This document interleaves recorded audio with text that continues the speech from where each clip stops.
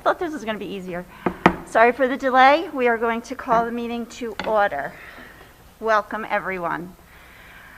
Pursuant to the New Jersey Open Public Meetings Act, NJSA 10-4-10, adequate notice of this meeting has been provided by advertising such notice in the Home News Tribune, the Asbury Park Press, the Board Office, the schools, and on Cablevision Channel 118 and Verizon, Fios Channel 24, and by filing such notice with the Township Clerk. This meeting was scheduled for Thursday, May 6, 2021. The Board will meet to officially act upon the adoption of the 2021-2022 school year budget. Mr. Mara? Thank you, Mr. Carroll. The Old Bridge Township Board of Education acknowledges that the law of this state establishes that members of the public, including members of the board, have the right to record public board meetings using audio or video recording devices, provided that that act of recording does not interfere with the business of this public board meeting. Therefore, the board makes it known that any such recording is to be considered the private recording of the individual and in no manner represents the official record of this board. The board therefore takes no responsibility for such private recording and completely disavows any future use. Roll call, Mr. Mara? Ms. Burns? Here. Ms. Callie? Here. Mr. DePrima? Here. Mr. Dunn? Here. Ms. Ellis Foster? Here. Mr. Giordano? Mr. Giordano sends his apologies. He won't be able to make the meeting tonight. Mr. Sulikowski? Here. Mr. Weber? Here. Mr. Carroll? Here. Quorum exists. Okay. Can we all please rise for the pledge? I pledge allegiance to the flag of the United States of America and to the republic for which it stands, one nation, under God, indivisible, with liberty and justice for all.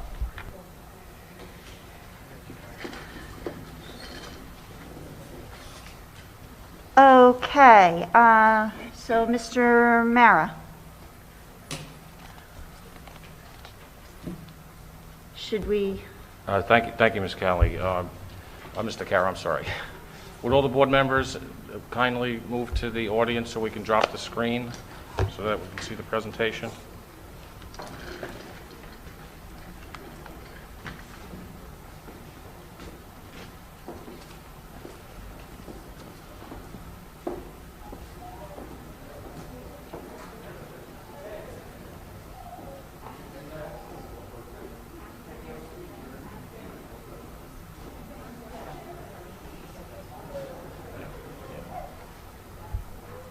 They should sit in the middle.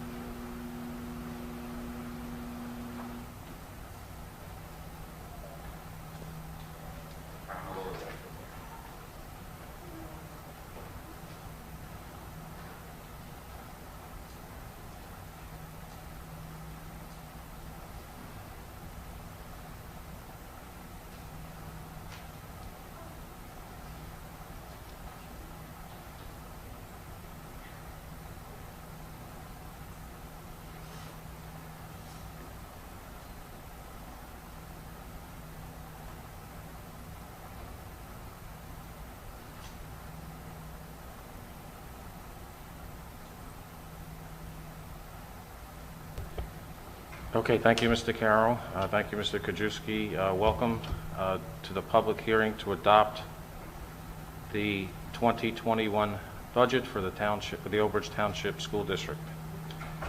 The outline for tonight's presentation is as follows. Board members and the administrative team will be introduced. Mr. Cittadino and Dr. Holker will discuss student activities, district accomplishments, and district priorities. I will discuss appropriations, revenues, and taxes. Then Mr. Cittadino will do a final summary, and then we will open up the meeting for public comment. So to introduce the board members, I'll just introduce them by name. If they can each stand and turn and wave to the public, that would be fine. So Ms. Jill DeCaro, the president. Ms. Teresa Burns, the vice president. Ms. Jill Calley, board member. Mr. Salvatore DePrima, board member. Mr. Richard Dunn. Ms. Kelly Ellis Foster. And Mr. Matthew Silikowski. And Mr. Frank Weber.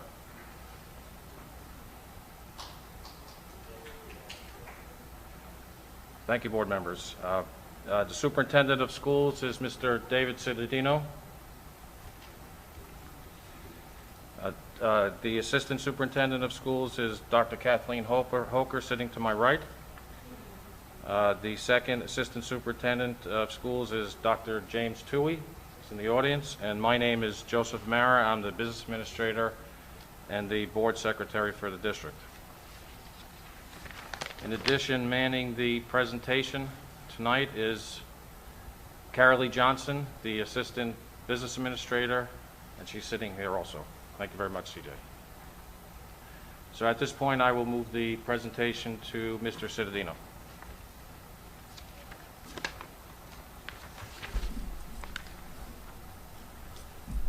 At the center of tonight's budget presentation is, of course, the Old Bridge students. Our students take part in multiple activities throughout the district, and this year, a very unprecedented year, while the activities may have been different, the students still thrived. They took place in the classroom, in athletics, and in the arts. Our Old Bridge High School students. Literacy was awarded to 22 students, recognizing biliteracy in French, Spanish, German, Italian, as well as Portuguese and Arabic. 2 Old Bridge High School students, Norahan Fahmy and Crystal Salvador, earned seals in 2 languages. Old Bridge High School World Language Honor Society inducted 187 students encompassing all 5 world languages.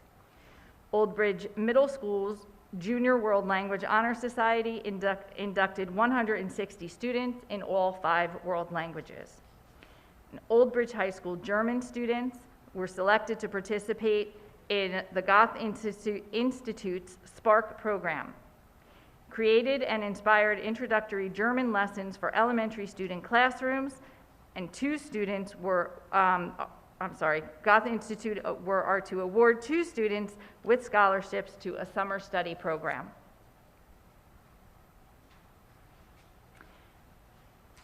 Elementary students of art recognized for state and national achievement. Michael McCabe was a finalist in the Partnership for a Drug-Free New Jersey poster contest, and Ibrahim Mohammed was the first place winner of the MIT's Cambridge Science Festival Art. 30 Jonas Salk students were selected to receive the Certificate of Honor by Central Jersey Music Educators Association. 6 Jonas Salk Middle School scholarship recipients for the Louis Armstrong Award, John Philip Sousa Award, and National School Orchestra Award. Old Bridge High School music students received the Bronze Award at Arts Education Organization New Jersey State Festival. Sarah Brennan, an Old Bridge High School grade 10 student, for the snare drum solo. The Old Bridge High School indoor percussion has performances May and June, along with the We Are One video created for social media platforms. And Old Bridge High School art students awarded for excellence: Mateo Andre in grade 12. The artwork was published in Celebrating Art in the Fall and Winter 2020 Art Contest. Sorry, it's a little dark up here, so I'm having trouble reading it. The girls, we are moving on to athletic accomplishments. Girls soccer and field hockey, both teams were Central Jersey Group 4 semifinalists. Boys cross-country track and field, the cross-country invitational champions, 7-on-7 varsity team champions, and Middlesex County invitational champions. There were third-place Central Jersey Group 4 state championships, finished the season ranked as one of the top 15 teams in the state, and Nick Medeiros won the 1,000-meter final, running the fastest time in the United States this season. The girls cross country came in third place in the Middlesex County Invitational. Girls bowling completed the season with a record of 8-0, finished undefeated for the first time in over 10 years. Wrestling, Gabrielle Miller won state wrestling championship. She is a 2-time state champion. And Tyler Saggy won Super Region Championship. The Fred Cole Field, we celebrated and honored former head baseball coach Mr. Fred Cole by naming our high school baseball field after him. During the ceremony, we highlighted his incredible career in our district and the program. And a little fun fact, tonight was the first game played by our middle school baseball team on the Fred Cole Field.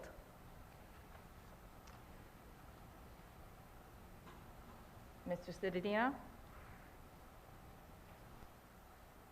The budget that we presented this evening. Thank you. The budget that will be presented this evening has priorities in the following areas. Maintaining children learning in safe and healthy educational environments as our top priority. Expand on multiple learning platforms as needed with equipment, software, and professional development. Transition to block scheduling in middle school and high school. Maintain successful programs while continuing to deal with S2 fiscal realities. Continue to expand on offering clinical and therapeutic support for at-risk students. And meet the educational, social, emotional, and physical needs of all students.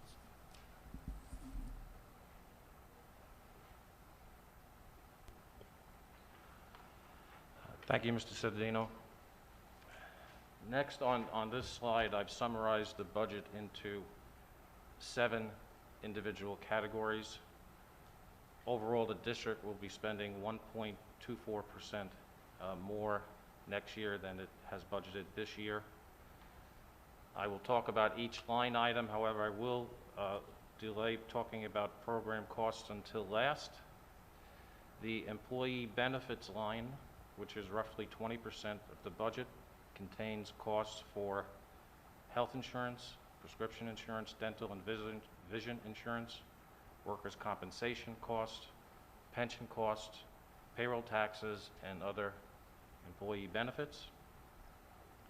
The projected decrease is approximately 1%. It's principally due to statutory changes in the benefit programs provided by the state that affect premiums and also employee benefit contributions. However, we do expect a 3% increase in prescription and dental premiums in 2021 and 2022. The maintenance and operation line, which is about 11% of the budget, contains costs for all the required maintenance in the district, snow removal, custodial services, security, and energy costs.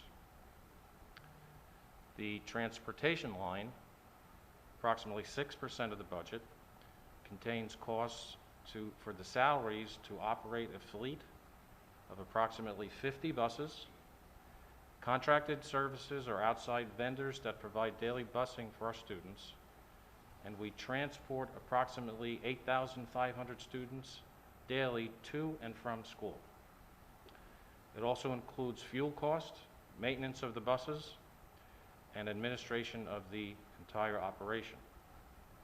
The state standard for transportation efficiency is 1.2% or 1.20 efficiency, and the Old Bridge efficiency rating is 1.76. So we're well above the state required 1.2 efficiency standard. The administrative cost line, roughly 6% of the budget, contains the cost of the staffing of all of the main offices of all the schools. That's the school principals, secretaries, superintendent's office, the business office, and all district-wide technology. I urge all residents to review the Taxpayer Guide to Education on the New Jersey Department of Education website. Old Bridge is among the best in terms of efficiency of its operations. The tuition cost line, which is about 3% of the budget, contains costs for tuition of out-of-district private placements and for our students that go to vocational schools. And the capital outlay line, which is 1% of the budget, contains costs for technology, equipment, and facilities upgrades planned for next year. The next slide details the first line item, program costs, which represents about 52% of the budget, or $80 million. It includes all our regular education programs, which has approximately 508 staff members, all our special ed programs, which has about 300 staff members, our academic support program, which has about 38 staff members, and staff members are certified staff and secretaries. Bilingual programs, we have 12 staff members, and all of our co-curricular and alternative programs. Some of our notable special ed programs that are offered in the district are learning disability programs, a behavioral disability program, a multiple disabled program, a resource room program, an autism program, a preschool disabled program half days, and a preschool disabled program full day. To support all of our programs, we have the following district-wide services. We have attendance services, we have a health services, which our nurses and their secretaries, are about 24 of those. We have, in our speech professionals, we have about 14 staff members there. We provide extraordinary services to many special ed students. We have a guidance staff that's approximately 39 staff members, child study team staff with about 36 staff members, and we have 12 supervisors who monitor and ensure that our curriculum is up to the required curriculum as per the state guidelines. We also have educational media services, which is the TV studio and some library services, and we provide significant staff training on an annual basis to all our staff members to keep them up to speed with what they need to know. So that is program costs. The next slide, capital outlay, summarizes what we will be doing next year in terms of our capital budget. So right now, our intention is to replace the carpet and track at Lombardi Field. The last time it was originally installed, I believe, was in 2006. It had a 12-year life, so it's well past the useful life of the carpet. We intend to start a program of window replacements in all the elementary schools, and we will continue to upgrade technology in the classrooms and also the technology infrastructure, which allows us to get internet throughout the district.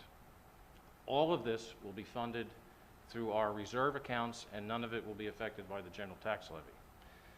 The next two line items, SDA grant assessment and capital reserve transfer.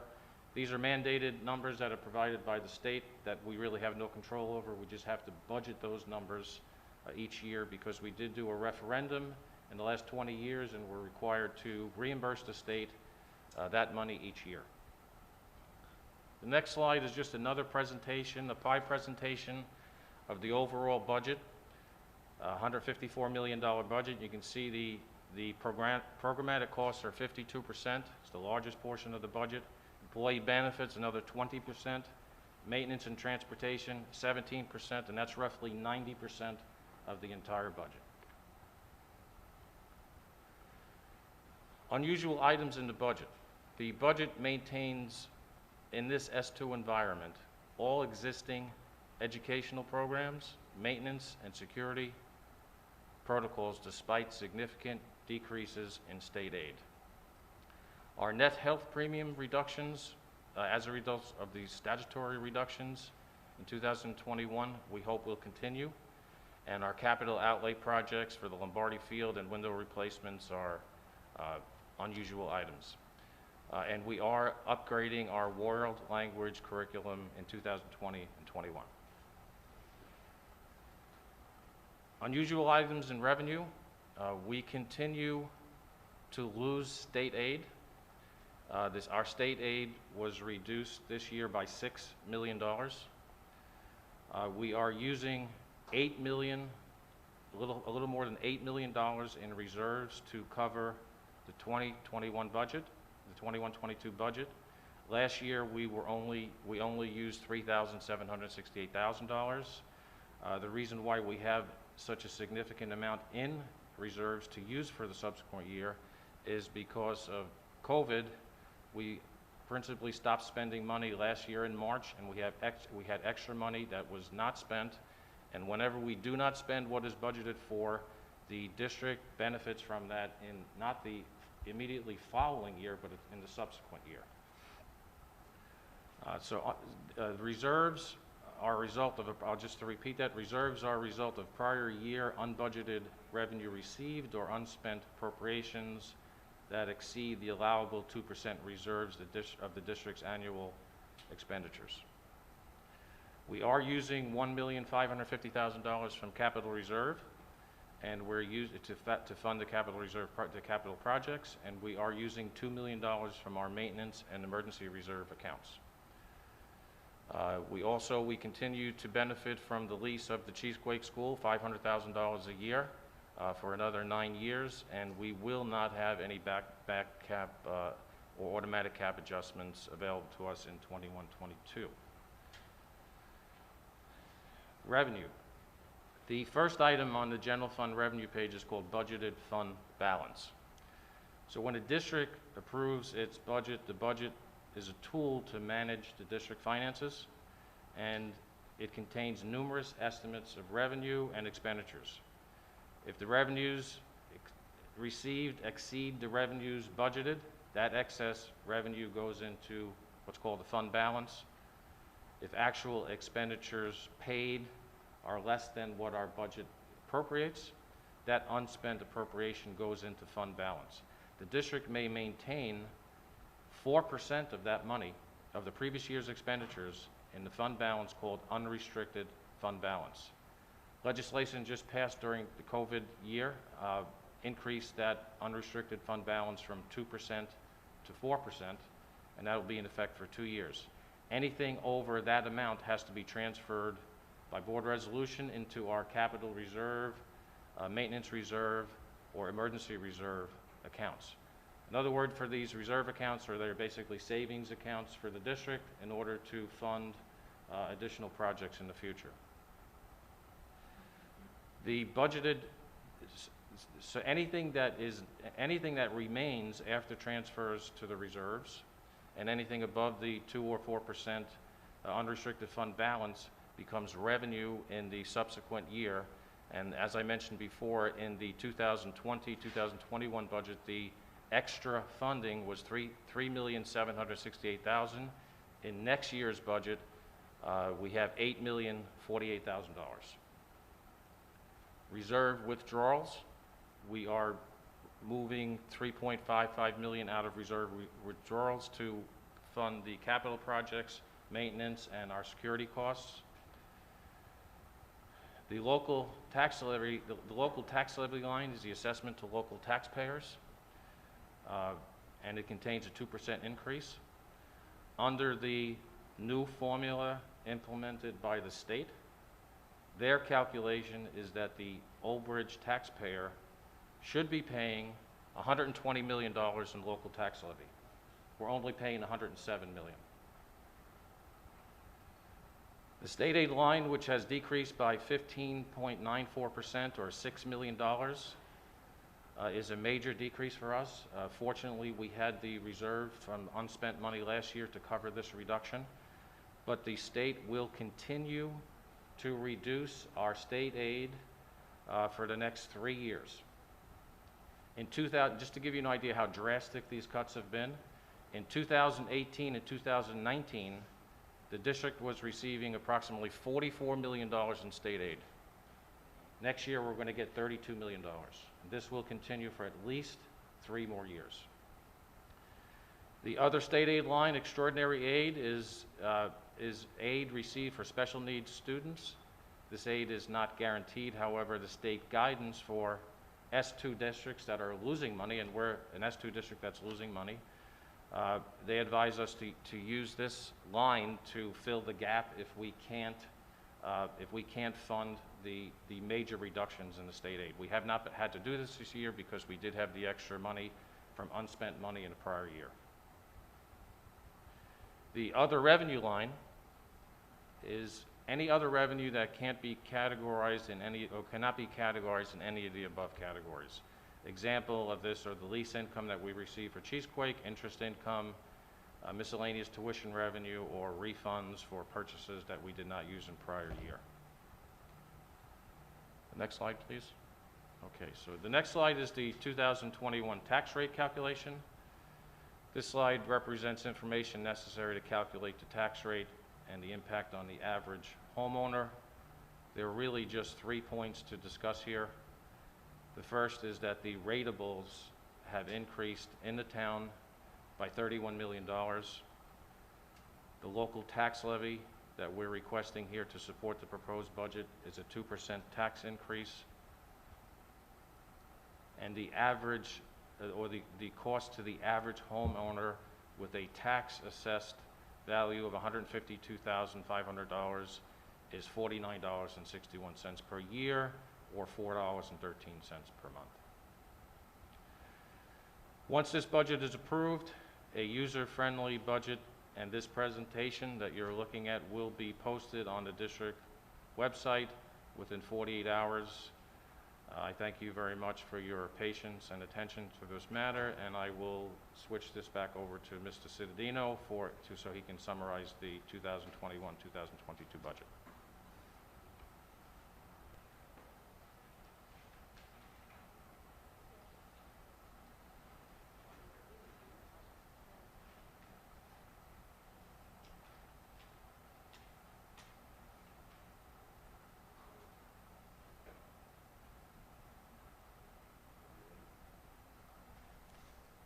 In summary, the proposed budget for 2021 through 2022 supports educational programs despite continued reductions in state aid.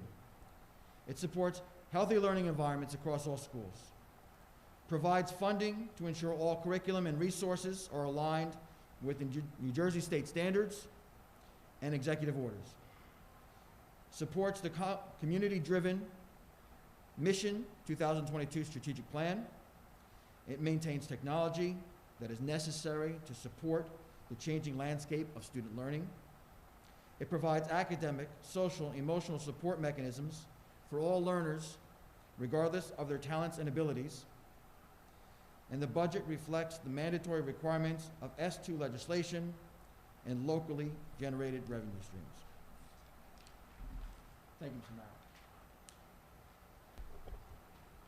Thank you, Mr. Cittadino, and that concludes our presentation for the budget. So if the board members would like to return to their seats.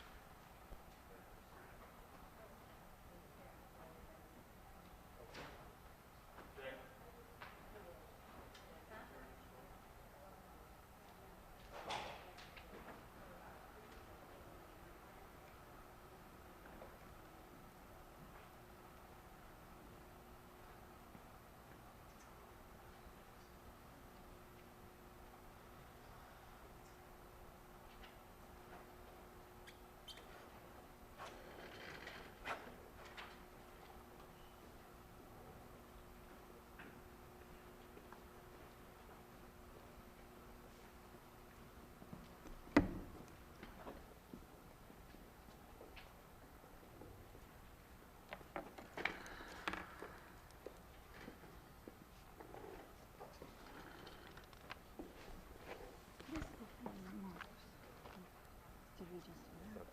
Yeah. Okay. So now we are on to the hearing of the residents. So if anybody has any questions regarding the budget, you may come up and speak now. You can come up to the podium if you like.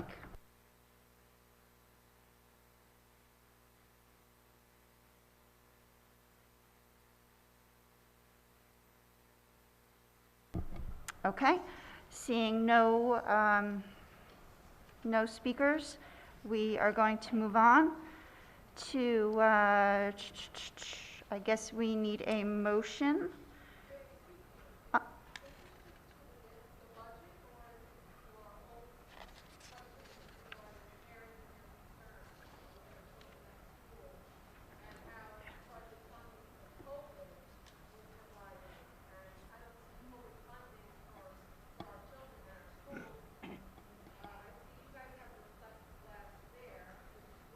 Ma'am, would you like to come up to the podium?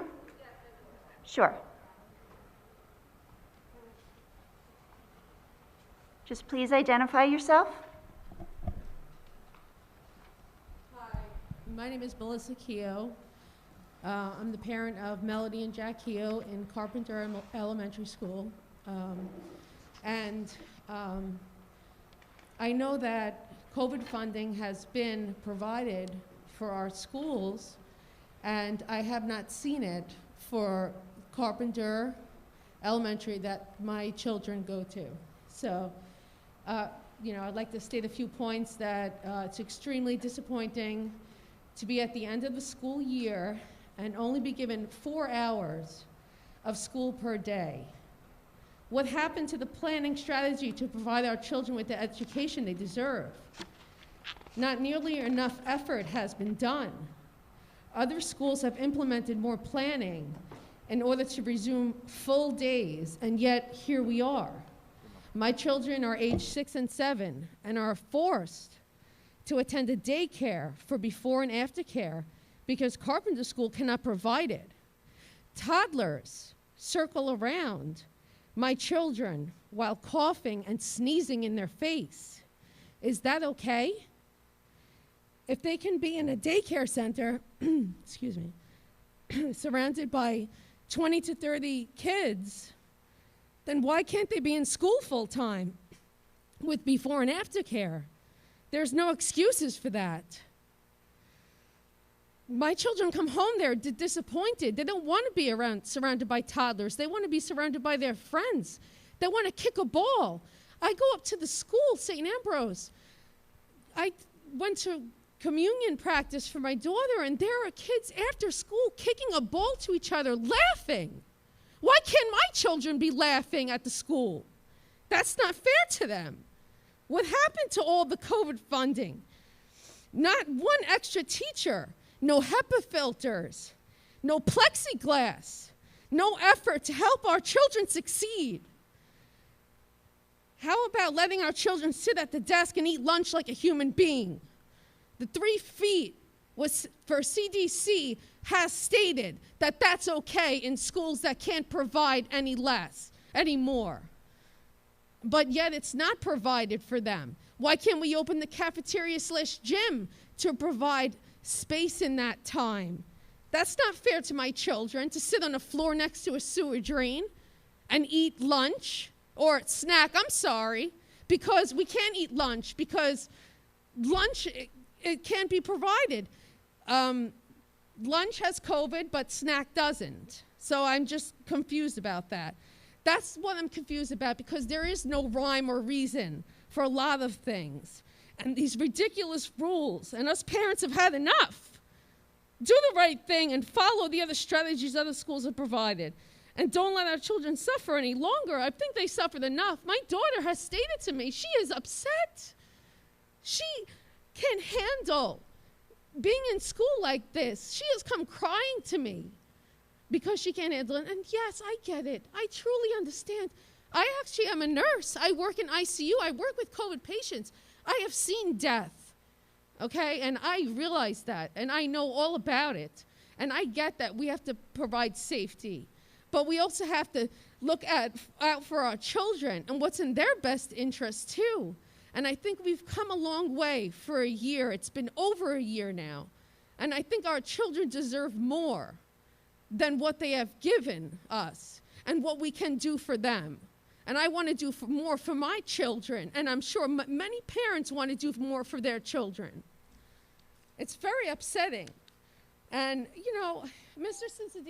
Cincinnati, I always enjoyed phone calls prior to COVID, and I've heard you speak, and I'm like, oh, you know, it's great. There he is speaking for our children, and I just want that back again. I really do. I just want our children in that environment again, and us happy to be there again, and us happy to move forward. And I think we've been very stagnant and stationary, and I think we can do more, and I think we can move more forward. But we just need to utilize more tools, need to utilize each and every one of us to move forward for us, do more for us, because we deserve that. Our children deserve it for the most. Thank you.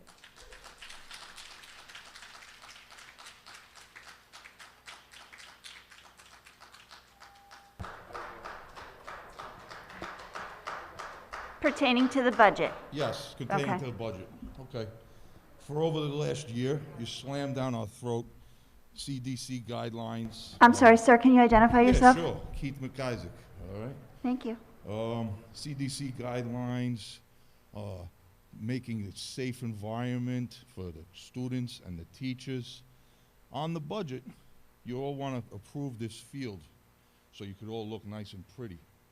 So Old Bridge could look nice and pretty and put together.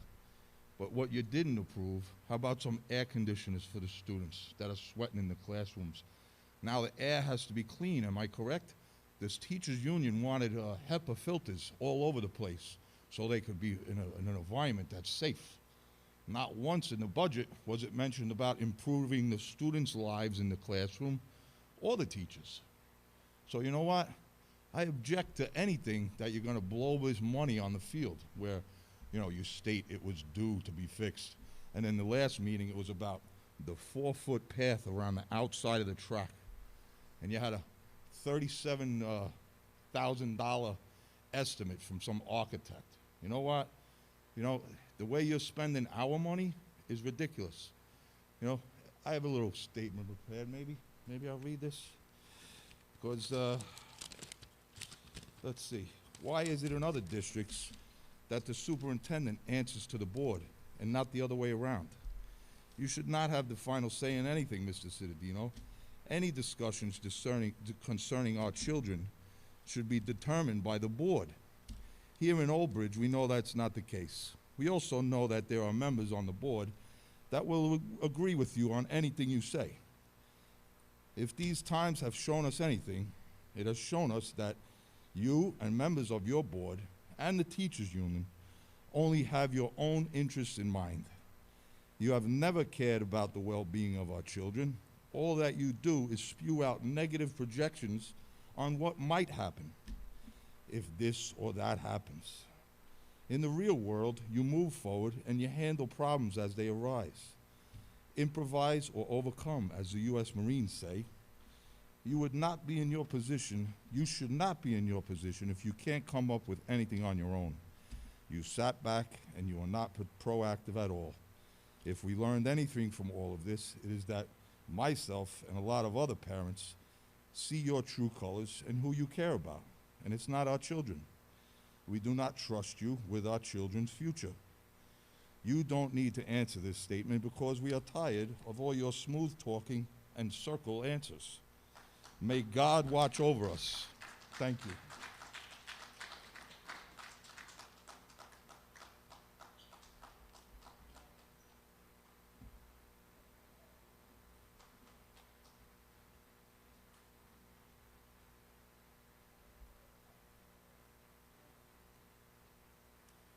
Hi, Jay Slade.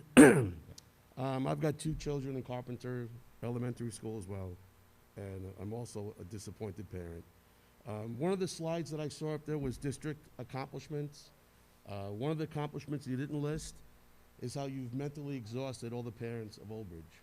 If you look at the amount of people in the audience today, I hope you're not looking at it as that you guys won the battle. You've just exhausted all the parents. People don't show up, people don't call in anymore, because like Keith just said, we get the same repetitive answers and no accomplishments. We've had 14 months to get a game plan together, and I'll use two petty issues that are coming up. My kids have field day tomorrow. My kids are gonna have field day on their computer. They're gonna log in and play in my backyard and compete against other schools. Whereas I look at other little leagues that are going on other fields, that you guys can't even get the kids to play field day in a field. I think it's ridiculous. Keith mentioned air conditioning. It's something that always gets pushed aside, but that definitely has to be looked upon, because during the summer months, while the kids were in school, on the second floor at Carpenter, they were melting. But what about things like tents for the outside for kids, or picnic tables to work during snack time? I know Mr. Caro was frightened over the fact that pictures were taken of children sitting on the curb, but instead of recognizing the fact that the kids were sitting on the curb, she was worrying about child safety, as opposed to what's going to happen to me. I actually asked my little kid, how are you sitting on the curb? They use their hand to break their fall before they sit on the curb, and they use that very same hand to dip into their snacks. It's ridiculous. It's ridiculous. What else did I jot down? Capital outlay for the tents, the accomplishment. But yes, 14 months we're discouraged, and going back to school for 6 weeks is not an accomplishment. No one in this audience and no one in this township is going to thank you for giving our kids 6 weeks of 4 hours a day, when every township and every private school has gotten it correct. Mr. Cittadino, we've asked you countlessly, ask other townships what they're doing. You don't got to be a pioneer in this, but ask other townships how they're getting it done, because they're getting it done. Thank you.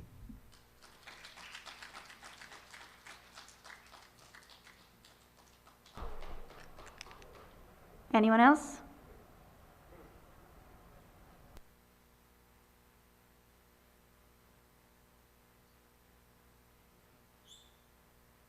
Justin DiBianca, 2 children, Miller School and also Salk. So rather than get on with the grievances that obviously parents have, I just have one question. We went over the budget this evening. So the budget itself is 21-22. So there's an obvious anticipated idea of what that 22 school year looks like. Come September, can you definitively say that things will change come September, as far as now we're in half day? Did you anticipate for full school, or did you anticipate a half school schedule continuation of what you have now? So based on executive orders now, if they change over the summer, what will happen come September? Like, are we factoring in a full day, or are we still factoring in what we have now? That's my question. Thank you, sir. Anyone else? No, we're waiting. All of the residents will have a chance to speak, and then we'll address everything. I just want to give everyone a chance to speak. I just want to anticipate myself, the taxpayer, do I have to allocate funds potentially private school like this, things like that. So it's a very important question. I understand, sir. Yeah, no, absolutely. We'll address it. Absolutely. Anyone else?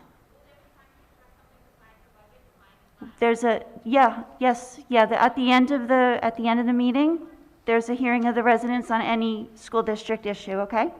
Okay. Okay, seeing no other, Mr. G, I thought you were coming up to speak. Okay, seeing no other residents, I'm going to close the hearing of the residents portion. Mr. Cittadino, did you want to say anything? There's a few items that were brought up that I'll perceive as questions. One of the questions was in reference to filtration.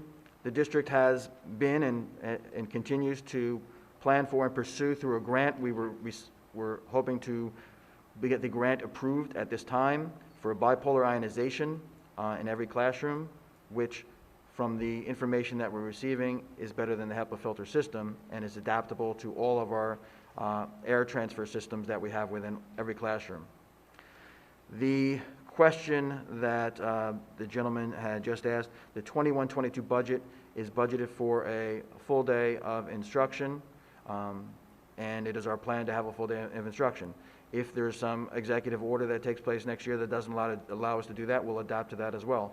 But we are planning for a full day of instruction with all programs going forward for the 21-22 school year. Okay. Can I comment to that? So on record, barring any changes, 5 full days come September. That is the budget we have planned for. That is our plan. Okay, so again, you're on record again for that. We're going full time in September with, as long as no, understandably, right? As long as no other executive orders come out, full day comes September. I just want to hear it for the fourth time. That's all I want to hear. You don't have to hear from me, you can hear from the governor. He has stated that school next year will not include a remote option unless there is a medical requirement for a student or staff member. I want to thank you. I appreciate you that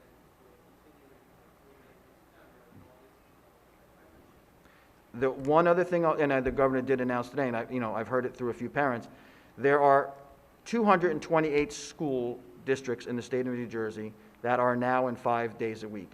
We are one of them. 450 are hybrid school districts where the students are home a day of the week. 72 are all remote districts. So as though people have said there's no progress towards anything, we have moved towards the minority within the state of the 228 school districts that are 5 school days, in-person school days. Hybrid is only when you spend a day of the week at home. Thank you. Mr. Mara, can you please address, there was a question regarding the CARES Act money, and I believe there was a question about what money, we got money from COVID relief. Can you please address that? Sure, Mr. Caro. So when the pandemic began last year in March, the state provided to the district approximately $460,000 for PPE equipment, masks, wipes, all that stuff, and we utilized all that money.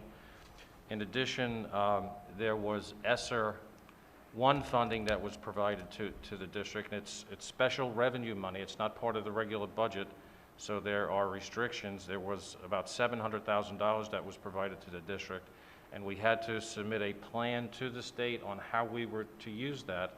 And what we did was we spent the majority of those funds to provide computers to all of the students in the district. In addition to that, there was a digital divide grant that is also related to the COVID situation, where we did get an additional $700,000, and we purchased all computers to enable the remote learning that we've done. So over the last year, in order to implement what has been required to be implemented by the state, is we've purchased at least 4,000 computers for the students to take home, and we have provided internet access to everyone in the town who doesn't have it. So to say that we haven't used the money effectively, so let me just finish, and then you can ask the question. We submitted our plan. The state advised us of what the funding was. We had to submit a plan to the state that they had to approve as to how we would spend it. They approved it, and we spent it.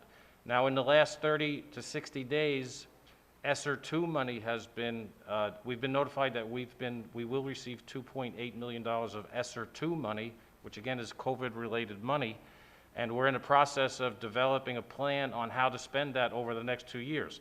Part of that plan of what Mr. Cittadino just said is to provide the mechanism to our HVA system so that every single classroom in every building has its air cleaned and is free of any type of COVID virus or any type of mold situation.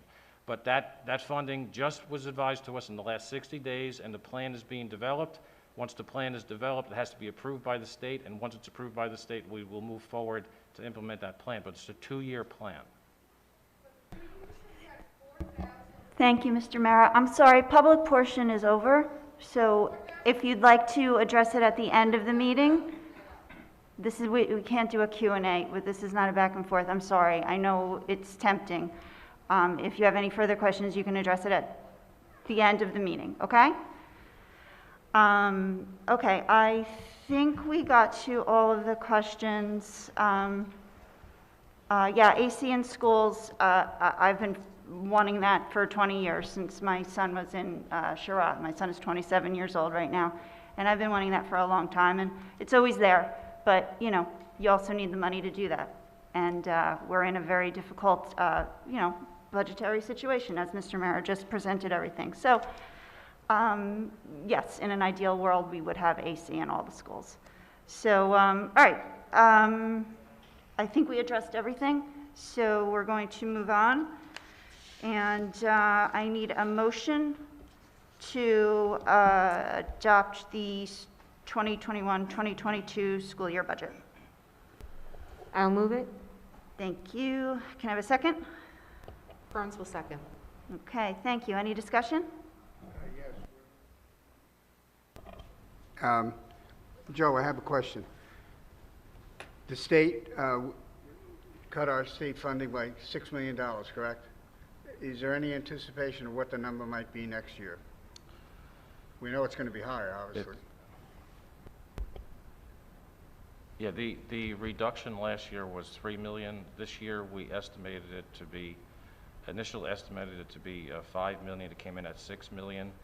But what happened with COVID was our enrollment went down by about 400 or 500 students. We expect the enrollment to increase next year, but I would still expect an $8 to $10 million reduction next year in state aid. And toward that end, you had a significant amount of reserve to apply to the $6 million shortage this year, correct? That's correct, yes. That reserve is certainly not going to be that same size next year. That's supposition on my part. Well, it's to be determined. I don't know the answer to that. I mean, last year we wound up with after the financials were completed, we had sufficient reserves to cover the reduction this year. Now, last year school closed totally on March 18th through June. This year, you know, we should have a similar amount of reserves available, but you know, it's to be determined at this point. All right, and so again, I agree with you on the number, the 400 or 500 that we've lost, and how many we'll get back, depending on where, you know, there's so many variables, what the health situation is going to be in the country in September, and how many people, you know, will not return. Plus, the trend without COVID for the years, the 20-some-odd years have been around, the demographics is continue to still drop slightly, regardless of COVID, 100, 125 kids next year.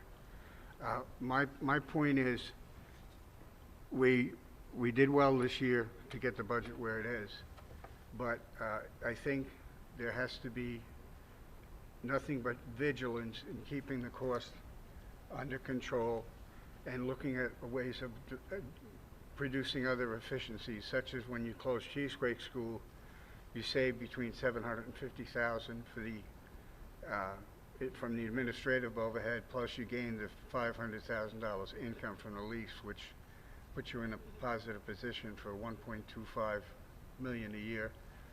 And we need to try and work on other things like that, because we sit with basically the smallest elementary schools in the county, and that costs you a lot of money. We have to worry about the district as a whole. I know there'll be things that people don't like, but at the same time, the big beast in the room, the 800-pound gorilla, is COVID and the state cuts. So I think we have to do more to try and save money. Besides, that's my opinion. Any further discussion? Madam President? Yes, Mr. Dunn. So basically, this budget for 2021-22, I think, addresses the concerns of providing continued a fine education for our children. You know, it's unfortunate that in today's world, politics plays a role on everything that happens in our lives. And unfortunately, I know that when the Christie administration was in place, they didn't enact certain things to redistribute state aid. They left it flat where districts like ours wouldn't be affected. Unfortunately, politics plays a role, and the governor decided that it was time to redistribute the wealth, and now we're suffering from that, and we're into year 3 of that sequestration of funds. And I have to say, I'm a little concerned that, the way we got here today with the school issues, with not opening, closing, remote, that's one thing. But I have to say that this district has done a remarkable job with balancing a budget to ensure that the educational enrichment of our students isn't affected. And I have to say this budget definitely is very, how can I put it, well constructed, where the programs will not be cut in any way. At this point, over the last 2 years, we have lost approximately $9 million. And for us to be able to find ways to plug those holes and continue with the good education that we do provide, that's a remarkable job. Yes, there's criticism on one side, but there has to be praise on the other side. A lot of us on the board, may have disagreed with the process of the way we operated with the schools and COVID, but I have to say I have to give the superintendent and the business administrator a lot of credit here, because we could be suffering big time and we wouldn't be able to provide the services. So this budget is well constructed. I am pleased to see it. We're going to be giving our children the finest education, even though politics has played a huge role in why we're $9 million flat over the last 2 years. And I'm nervous that next year is going to be a very difficult year, because obviously this year our budget was not impacted. We actually had reserve monies of $8 million, which helped us cover the $6 million shortfall. But like my colleague on the left side of the stage, or the right side of the stage, has said, next year is going to be a testament or a test of our will to see how well we're going to do budget-wise. And I'm nervous that we're going to be in a position next year where we will have to cut programs. So, I will echo what Mr. Weber said, is that we have to be conscious, we have to be aware, and we have to be very smart going forward, because the tax man is going to be coming due next year, and we're going to have to make sure that we could balance our budget. I will support this budget this year. I usually do support the budgets, because I believe that the way the formula is constructed, it does leave Old Bridge in a very bad position because of us being an S2 district and being in that situation. So the 2%, I believe, is a doable number, provided that we continue with the excellent delivery and the exceptional education that we are providing. Yes, there's that concern that remote learning and in school are 2 different situations, but ultimately, I think that, like Mr. Citino said, come next year, we will be full-time, and I believe that this budget is going to address all those concerns. So I will support the budget. I will vote yes, and let's see where we go from there. Thank you. Thank you, Mr. Dunn. Anybody else? Ms. Ellis Foster? Thank you. I just have a few comments, but first I also wanted to address one thing, and I don't know if Mr. Cittadino, if you can. I know a parent expressed frustration with no before and after care, and I wonder if you can just clarify that that is not, that we had this space available, but it's, unfortunately, we don't offer that service. It's through the township. I wonder if you can just address that. That is correct, Ms. Ellis Foster. The before and after care program that we have is in a shared service agreement with the Township Recreation Department. They provide the means and the services for that through their own financial planning and grants that they receive. The resources are available, but they have said that it's a valuable program for them, and they intend to anticipate having it next year. They just weren't providing it this year, for the remainder of this year. Okay, thank you. And I also want to echo some of Mr. Dunn's comments, and I think I commend Mr. Mara and his team. I know this is an arduous process. As Mr. Mara stated, I know that we are high in efficiency compared to many districts, especially those our size, and we run things on a very tight budget. I'm pleased that next year we're still able to move to a block scheduling, which I think is going to enhance the education, especially in our middle school and in our high school, and that the administration, while dealing with the day-to-day, is able to find ways going forward to improve the education of our children.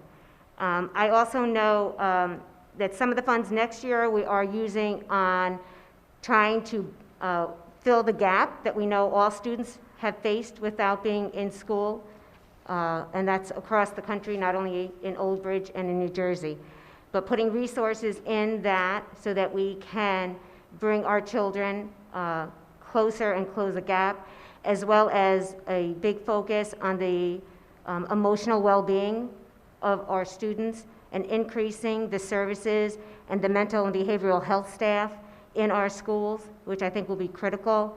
So we know that as a community, this has been hard on everyone, our children, our parents, our teachers, our paras, everyone. And it's really only by working together that we can continue to move forward.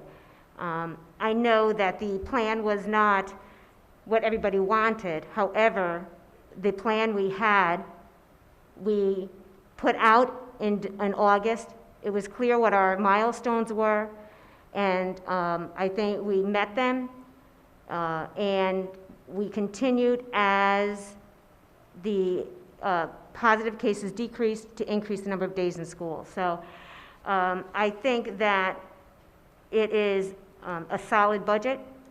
It does not cut programs, as Mr. Dunn stated, which I think is critical. We're offering all the extracurricular activities to our students that we know are so important to them.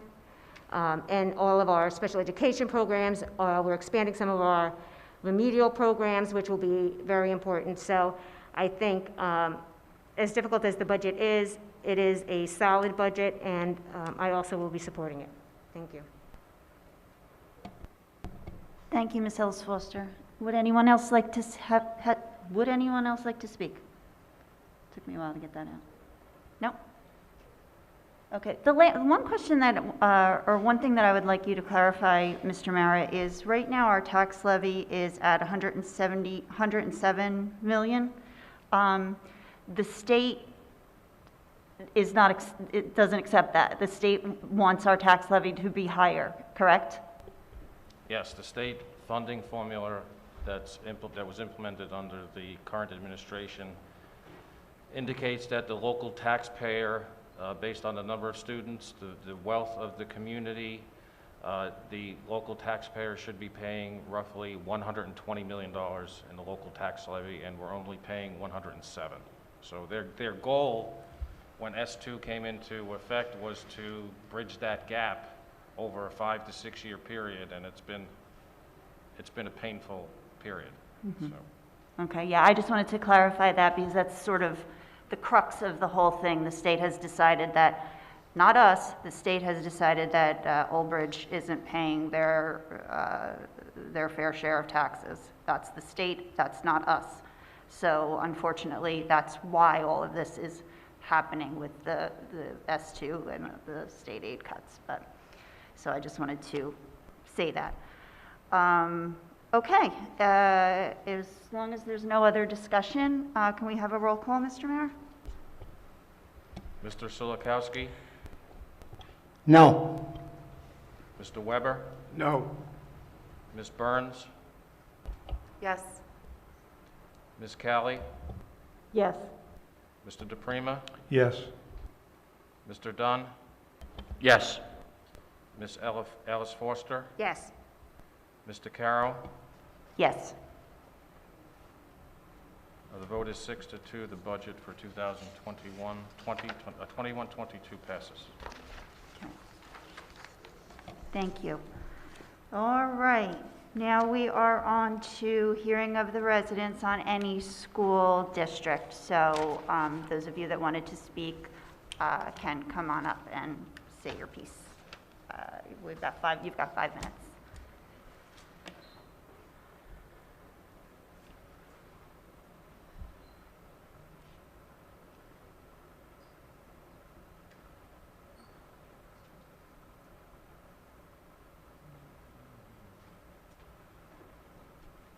My name is Dawn Manning. I have 2 children that are no longer in your districts because I chose to homeschool them this year rather than be a part of the nonsense that is happening. And I'm lucky enough to have the means and support to do so. But my concern, yeah, absolutely. This is nonsense. It's ridiculous. My children are much happier not being involved in your nonsense. Okay. My concern is for face masks being worn all day long. The New Jersey Road to Recovery plan states that when a child is sitting at their desk, and they can either be socially distanced or have those ridiculous plexiglass things, they are allowed to take off their masks. But instead, you are choosing to force our children to wear masks that are probably dirty and disgusting. You know kids do not have the best hygiene. They are most likely touching whatever, then touching their face masks, breathing in those pathogens. Yeah, face masks, there's almost nobody seems to be asking, everybody's worrying about effectiveness, but really we should be worrying about safety. New Jersey, you guys are forcing our children to wear the masks while in the classroom all day long. But is there any evidence that these masks are safe to wear in circumstances and environments for 6+ hours a day? If you're considering going back 5 full days a week next year, how are you going to have our kids wear face masks for 30 hours a week? Yeah, my kids won't be. Is this safe to children? What if the face masks are detrimental to our children's health? What if they are obstructing their breathing? What if the masks become contaminated with pathogens, considering that the children are touching anything and then touching their masks? What if they contaminate their masks and they develop a bacterial infection in their lungs? What if the mask becomes moist from long durations of use in a hot classroom? Some people don't wash their masks every day. Unfortunately, that's just a fact. What if there's mold growing in the child's masks and they develop a fungal infection in their lungs, throat, or mouth? What if a tiny fragment of material is inhaled into their child's lungs? You're not going to do it. Are you going to pay my kids' medical bills if my child comes with strep or with really anything? I have a letter to send to you because right now I'm emotional. But I have a letter that I will be emailing to you, Cittadino. I will be emailing to the mayor of Old Bridge as well. Do you have any safety studies that have been done for the effectiveness of masks on children whose lungs are not developed fully to be wearing for 30+ hours a week? Is this a question and answer, or I just get to say my piece? Okay. I will be emailing this letter to all of you. But I really just wanted to voice my concerns. Like I said, my children won't be a part of it. We're happy, we're enjoying homeschool, but not everybody, I understand, not everybody's lucky enough to have the means to do so, and I think it's ridiculous that you're involving in this social experiment with no safety plan.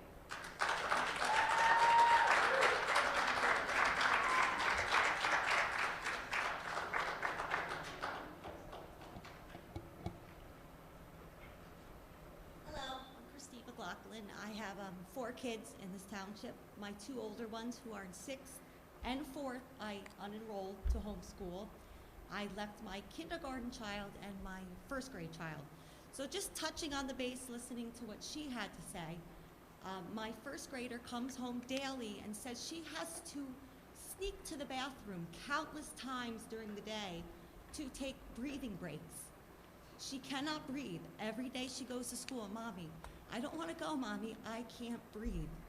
So it's very upsetting that, oh yeah, and then on Tuesday she comes home and says during one of her breathing breaks in the bathroom, this is where my child resorts to go, she dropped her mask on the floor in the bathroom and then put it back on her face in fear of being screamed at for not wearing it. My kindergarten child came to my job.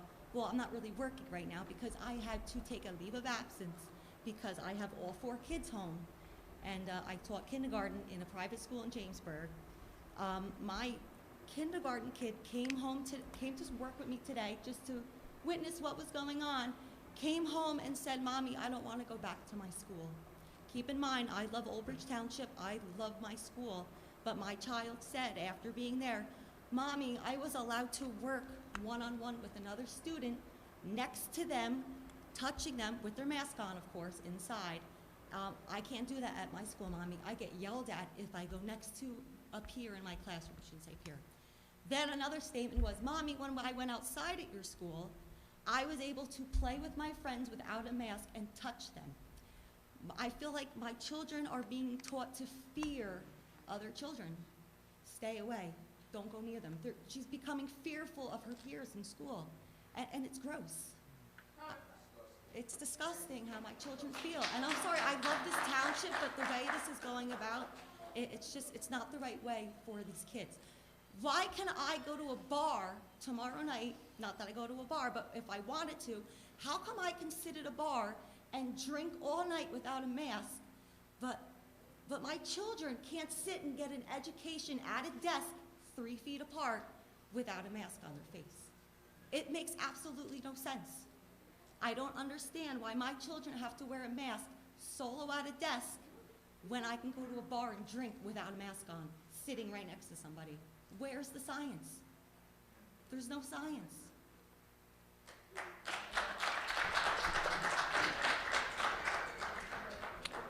Anyone else?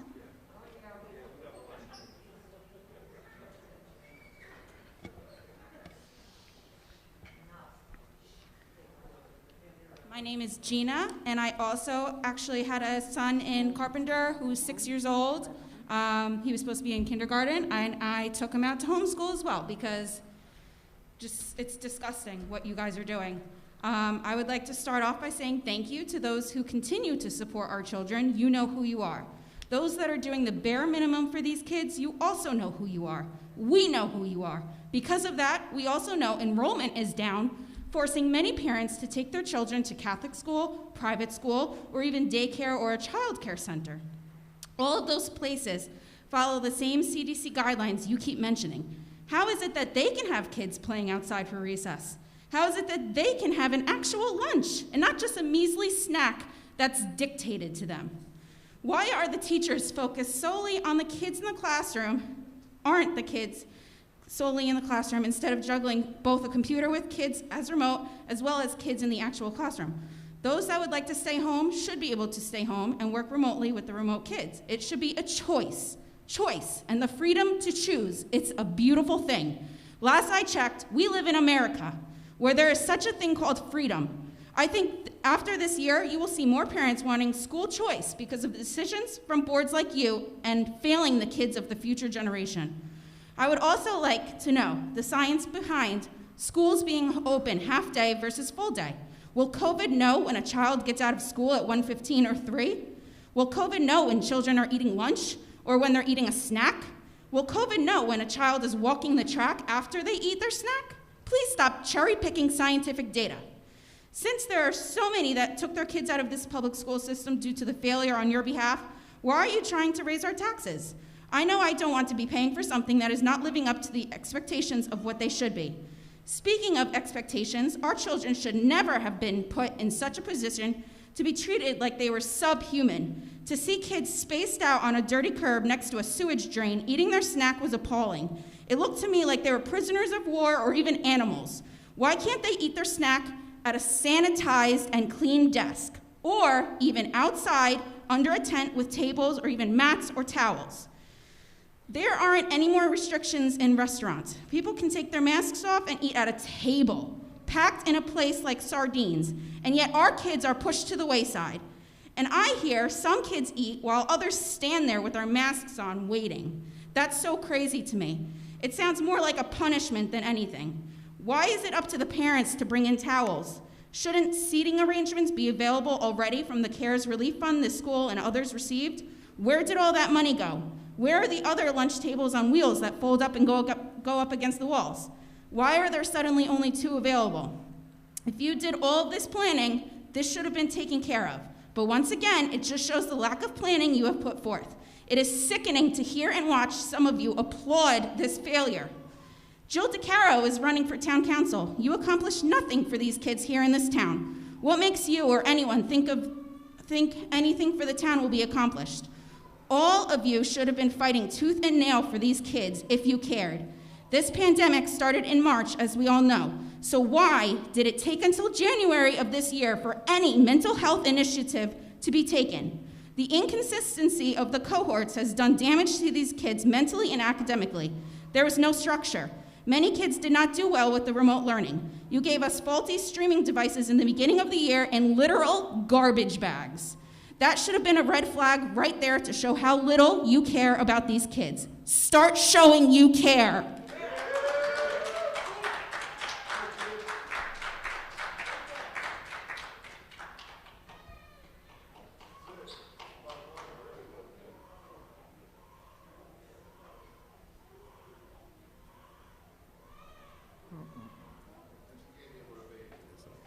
I just had just two follow-up questions in reference to the HEPA filters that you mentioned and the circulation in the schools. If you could address how that's going to be accomplished, the fact that there is no air system or free-flowing air in the schools. So I just can't comprehend how HEPA filters are going to be introduced to school systems without a free-flowing air system.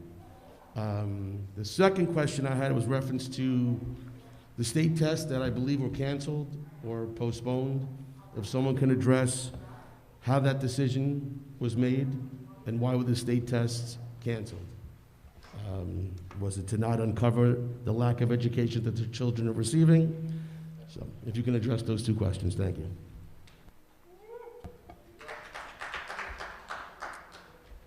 Thank you. Anyone else? We'll wait till.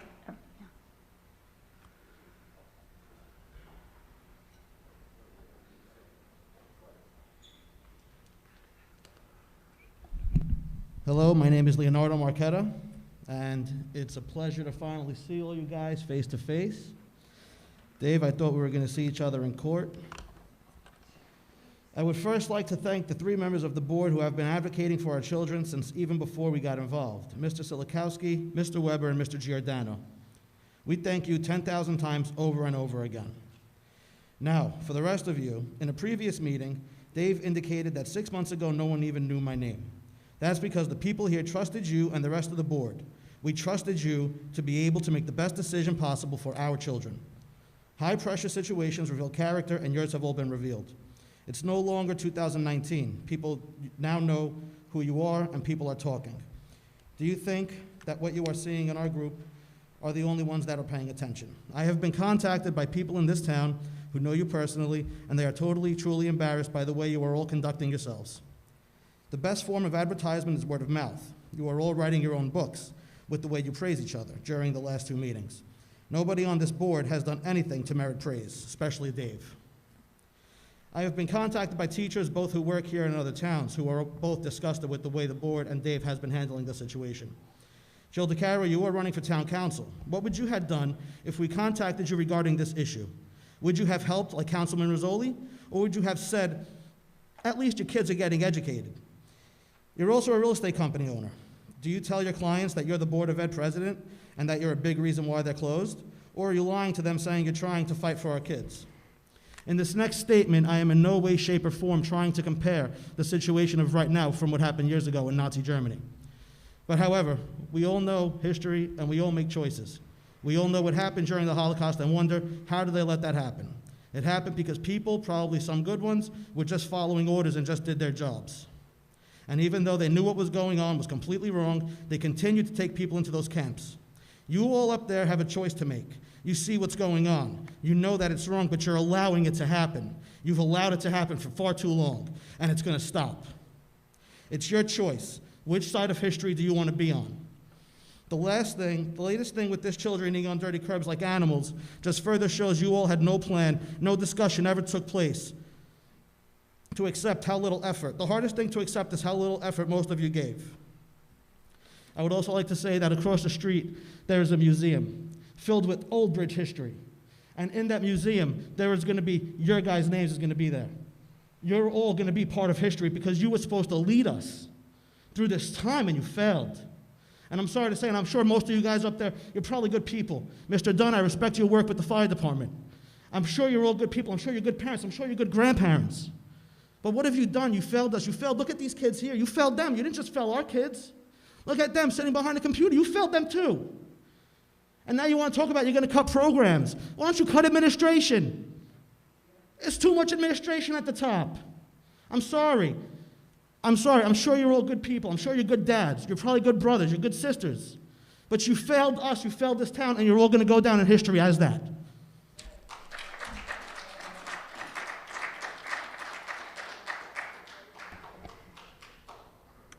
Anyone else?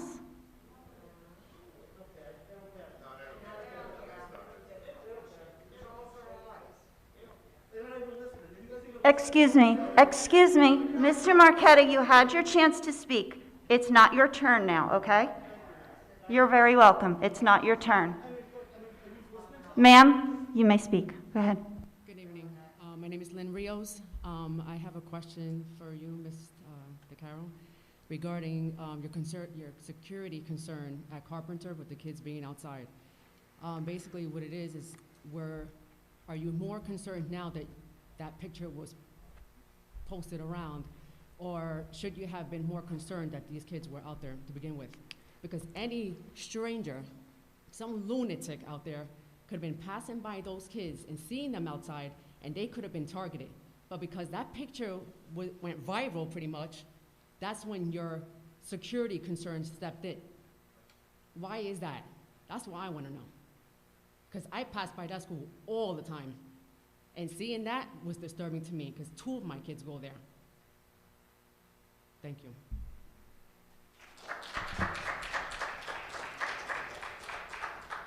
Anyone else?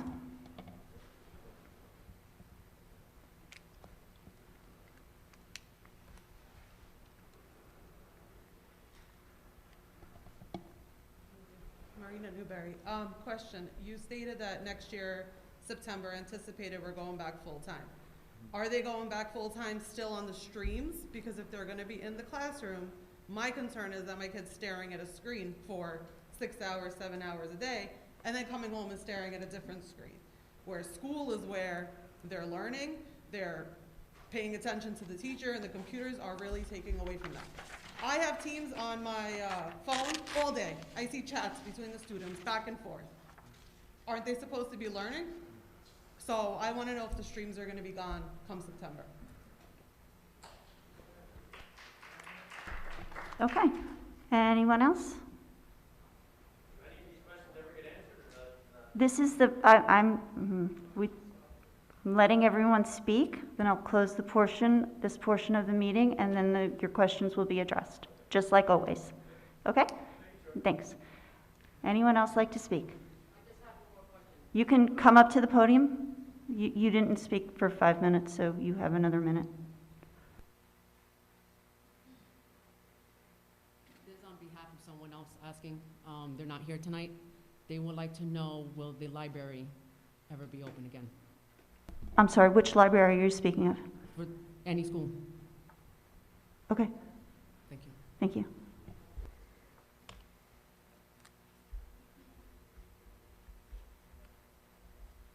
Is there anyone else that wants to speak?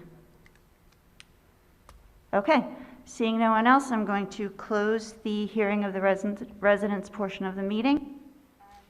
Oops. And would anyone like to address anything that was said? You want to? Madam President? Yeah. Mr. Dunn, go ahead. Yes, I just want to say very clearly that I love the passion that is in this room. Obviously, these parents and the many community members are concerned about what has happened in the past, and I kind of feel for them. We're all in the same position. We all have students within the school district, and obviously, they are voicing their concerns, and the concerns are very well heard. And I just want to say that there is an election coming up in November, and I think that there should be a few of the members of the audience should run for the Board of Education. If they feel this passionate that they can make a change and they can make a difference, then run. That's what's great about our society. That's what's great about our country. If you want to make a difference, run for the position. Because quite honestly, over the years, we haven't had people run for the Board of Ed for various reasons. Well, they don't want to get involved, they don't have the time. Yes, it's a lot of time. But there's a lot of passionate people out there, very articulate, very intelligent, and they have a lot of good thoughts. So if you want to be part of the Board of Ed and make a difference and change, file your petition in July with the county clerk's office, run for the Board of Ed, and make a difference. We all try to do that up here. We try to do our very best for the community based upon the information that we have. Listen, it's not an easy job, obviously, to be up here listening to the discontent and the concern. Obviously, you're the public, you're a taxpayer, you have the right to do that. And quite frankly, we need more people who are going to fight for the children. And there's 3 or 4 people here who have come to the meetings, they've been here virtually, they've expressed their concerns and opinions. So if they have the energy now, let's take that energy and bring it back to the board, run for a position, and then voice your concern and fight for the children. That's what we're all trying to do up here, the 9 of us. So I applaud you. I think that what you're saying has a lot of credence, it has a lot of validity, but please, run for a position here. There's 3 seats that are open, and make a difference. And that's what my suggestion is, because you know what? There's a lot of good information out there. There's a lot of passion. Bring it to the board, make us a better board. Thank you. And one more thing. I am pleased, excited to see everyone back together again. It's been too long, and thank you for the board for pushing the fact that we needed to reconvene as a board and get back in the front of the public, because that's our job. So thank you, the Board of Ed, the administration, and the public who attended tonight for our first meeting live. Thank you again. Thanks, Mr. Dunn. Mr. Mara, you had something you wanted to say earlier, I believe?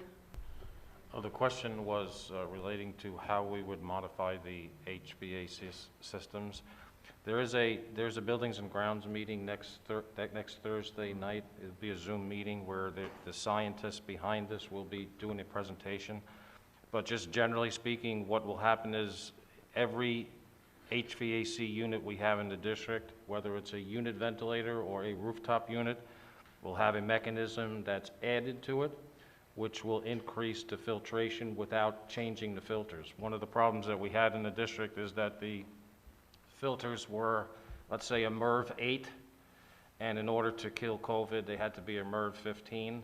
We were unable to change the filters because we would burn out the motors in the HVAC systems. Now with this new mechanism that attaches to the units, their ionization mechanisms, I can't explain what they are, but if you want to understand what they are, next Thursday there'll be a meeting, and they do prove to be effectively removing COVID virus and mold from the classroom within 30 minutes of turning on.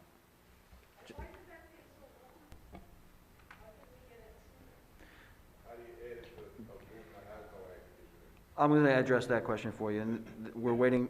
Obviously, this technology was developed for this particular situation in schools. Most schools, by state requirement from POSH IAQ, it's a state's requirement standard for fresh air in schools. So even if a classroom doesn't have air conditioning, there's a fresh air requirement within every classroom. And the classrooms that don't have fresh air have a univentilator that circulates air from the outside. And it has to bring in a certain amount of fresh air from the outside into every classroom. So it's always cycling air. So even if the windows are closed, by administrative code, fresh air is being cycled into the air. It may not be chilled air from an air conditioner, but there's always air that has to be brought inside, according to code. Now these bipolar ionic systems were created to attach to those univentilators to then pass the filtrated air through them and not only take away COVID, you can just say, okay, so we'll do this for the future, but also minimizes the cold virus, the flu virus, mold, any other ways, that is using bipolar ionic technology to adapt to today's needs that was, I guess, necessitated by COVID. So that's the technology that we're using. It was recently developed for the schools, and we have applied for a grant to have it installed. Yes. Every classroom in Old Bridge has a system that either, if it's an HVAC system or a univentilator, that brings air in from the outside. I think as a minimum, we can get that information at that meeting, but I think the minimum is 20%. There was a question in reference to, I think the same gentleman asked about state testing. The decision on state testing was a waiver from state testing perceived by or presented by the governor's office in partnership with the Department of Education to the federal government, and the federal government approved that waiver, and then the state passed on that requirement to us. The district did not apply for a waiver on testing. Last month at our meeting, we went through all of the district-wide assessments that we do use and will continue to use, but at this point, the state assessment is being, I would say, by better words, postponed until the fall. There's a question about security concerns, whether people can see students outside. Carpenter School, every school has an armed officer outside the schools with cameras that not only have cameras on inside the property, but on the exterior of the property, including the entryway of every school. So from there, it's a recorded camera system, records passerbys, cars that go by, and as soon as they get on property, and that officer is there and he's trained specifically. The SLEO 3s are specifically SLEOs or special officers for schools. Their powers don't exist outside the schools. Special 2s powers exist outside of the schools, but the special 3s, their authorities are in schools, and they're all, the majority of the SLEO 3s, they're all retired police officers. Special 2s can be a retired police officer or an officer who put himself through the academy. We have a combination of both at all of our schools.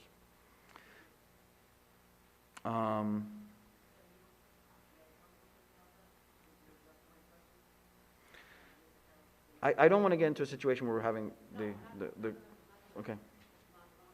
Okay.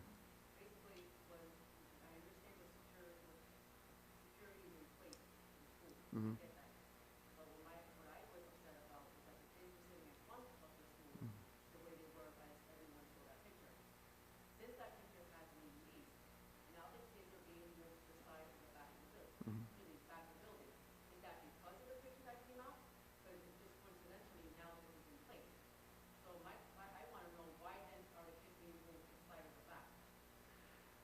The recess can take place anywhere on the property, and they have recess and gym in front of the building, outside the building. Their snack break, mask break that they're taking is based upon concerns from other parents, many parents reaching out that pictures are being taken. We also had the concern that the attention that was brought by those pictures being taken would be outside groups coming in and also taking pictures, or even media outlets coming in taking pictures of our students at that particular school. So that was a precaution taken by the school administration. The question about streams, whether they'd be here forever, pre-COVID, everybody would asking, are you getting computers for the classroom? Are we going to have computers? How come there's not enough computers? Our kids are losing because they don't have enough computers as compared to this district has computers. There's always going to be a one-to-one element. Will there a time spent on the computers be less? Sure, but there'll always be an element of students doing writing on there, students do creating on their computer, and having the one-to-one access to do it. In years past, prior to COVID, they'd have to go to a computer station within the classroom to work on any computer work they're doing, to do any research that they were doing. Now that they have their own, and when we get back to that semblance of normalcy, when we're not in rows anymore, when we're learning centers in which the basics of education going forward, as we've always wanted for our students to work in those collaborative, there'd be research settings in which some were using the stream, some were working hand in hand in partnership and creating something tactile with their hands. Others were doing reading from books, and we'll get back to all of that. A computer will always be a particular part of a classroom, but not the main part of instruction. There was a question about libraries. We have worked with the libraries as part of something that the teachers can use to go into, and use a lot of the grant money that we receive to make them multimedia centers, where not just books, but hands-on learning devices, robotics, and so forth. A portion of that was actually a grant from DuPont organization out of Sayreville, in which we continue to expand our multimedia libraries, and that'll always be part of it. Will it be a situation where they're going back to where there's the card catalog and you're looking at books that way and pulling out books that way, the traditional librarian? No, I don't know many districts that have libraries set up that way anymore. They've become multimedia centers for student learning, and that'll be the condition on which ours will continue to expand as well.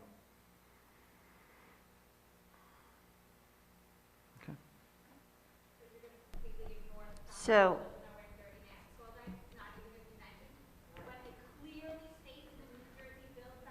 I know, Mr. Parton, do you want to address masks? you want to address the map? Mr. Parton Yeah, will address we that. can adjust masks. The New Jersey Department of Education, in consultation with the Department of Health, handed down the lengthy road back policy that everybody has seen for the last year.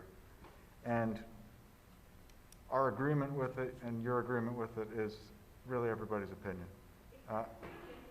Can you? Excuse me. On page 3 of this document, which is handed down from the Department of Ed to every school district in the state, every public school district in the state, certainly the points that private schools are doing things differently, yes, of course they are, and that's their decision. But it says expressly that all students are required to wear face coverings at all times unless doing so would inhibit the student's health on an individual basis. So at this point, and until it changes, excuse me, which... Ma'am, Ma'am, you are reading from a different document that may be a CDC recommendation, but yes, page 19. But this is the policy that is handed down to school districts from the State Department of Education, for better or for worse. I'm not telling you how I feel or how you should feel about this document. I'm simply telling you what it says. And it says that in schools at this time, masks are required. And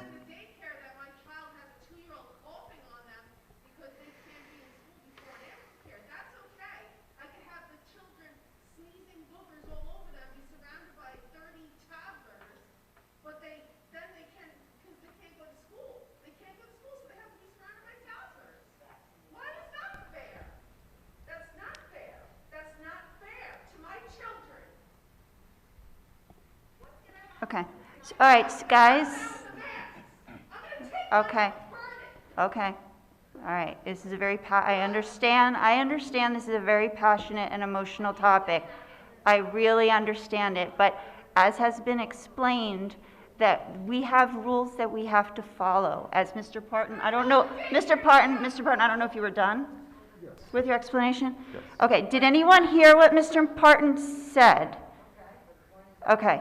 Because and again, I understand that this is an extremely emotional time, but what Mr. Parton is saying to you is that we have rules that we have to follow. Yes, we do. Yes, we do. I'm sorry that you disagree with that, but it's the fact. We have rules that we have to follow, and we are a state school. Okay. So I'm going to move on to a couple of questions that were addressed on me. My name was mentioned. So, Mr. Marquetta, what would I have done if you reached out to me if I was a town council member? Don't want to get into that because this is a Board of Ed meeting. However, what I will say is, first thing I would have done is I would have reached out to the administration here and I would have found out the facts. That didn't happen at all. I can tell you for an absolute fact that not one member of the people that you're speaking with reached out to anyone on the Board of Education or anyone in administration to find out what was going on. So that's what I would have done first. Then I would have taken it from there. Next question, Ms. Rios. School safety, yes, 1,000%. I was outraged, and I will be outraged again if it happens again. You take a picture of our students on school property and you post it to the internet, you're going to see my outrage, period. Always. Okay, I'm not doing a back and forth, but I was addressed, and I'm going to tell you.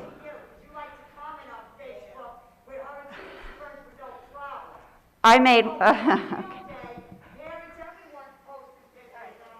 Okay, so how do we handle this? Just, But when a concerned parent walked by and saw what was happening, being exposed, I made one comment on Facebook because a friend tagged me. Excuse me. You know what? I'm not going back and forth. We're going to end this. No more back and forth. No more back and forth. You can. All right. If you would like to speak with me outside of the meeting, I'd be glad to speak with you, but right now, I'm going to move to adjourn the meeting. Can I have a motion to adjourn? Burns will make the motion. Burns, can I have a second? Can I have a second? I have a motion to adjourn. Can I have a second? I'll second. Okay, thank you. All in favor? Aye. Closed. Meeting is closed at 9:30. Meeting is adjourned.